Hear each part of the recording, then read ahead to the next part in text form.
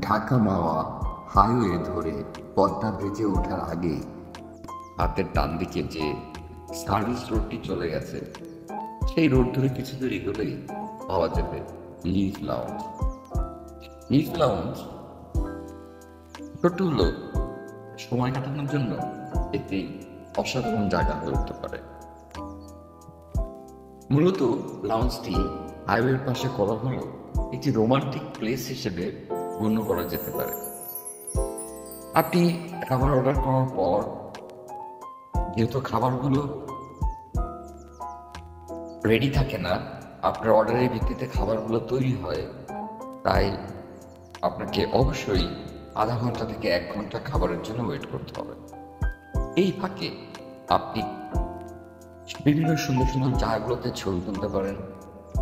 আপনি আপনার সঙ্গীর সাথে প্রাকৃতিক দৃশ্য দেখতে দেখতে কথা বলতে পারেন, সময়টা পার করতে পারেন।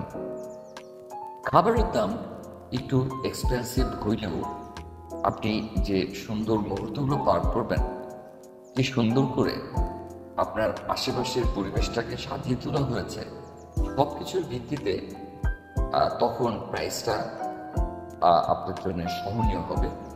তবে খাবারের টেস্টগুলো যেমন হয়, এটা এক একজনের কাছে ডিপেন্ডস করে। যথারীতি খাবারের মেনু দেখে খাবারের অর্ডারগুলো করে আমরা যেভাবে বলছিলাম সেই কাজগুলো আপনি সেরে নিতে পারেন।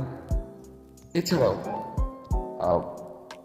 এখানে এক সুন্দর ঝর্ণা রয়েছে, ঝর্ণার পাশে দাঁড়িয়ে ছবি তোলা, অথবা আপনার সামনের কোনো একটি ছোট অনুষ্ঠান বা সামনের কোনো ট্রিপ আপনি কিভাবে এখানে করতে পারেন সেই পরিকল্পনাটাও করতে পারেন।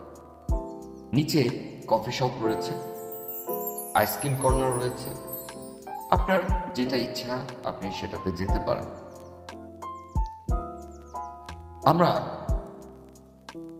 পদ্মা থেকে ফেরার পথে লাউঞ্জটিতে কিছুক্ষণের জন্য যাত্রা বিরতি নিয়েছিলাম।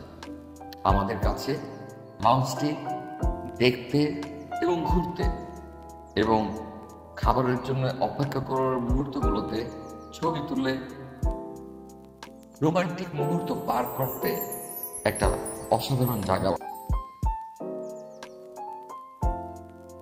আপনি চাইলে ট্রাই করতে পারেন। যদি ভালো লাগে তাহলে ভিডিওটি শেয়ারও করতে পারেন। আবারও দেখা হবে কোনো এক যাত্রাপথে, কোনো এক গন্তব্যে, কোনো এক রাস্তায়, কোনো এক কোলাহলমুক্ত পরিবেশে। সবাই ভালো থাকুন।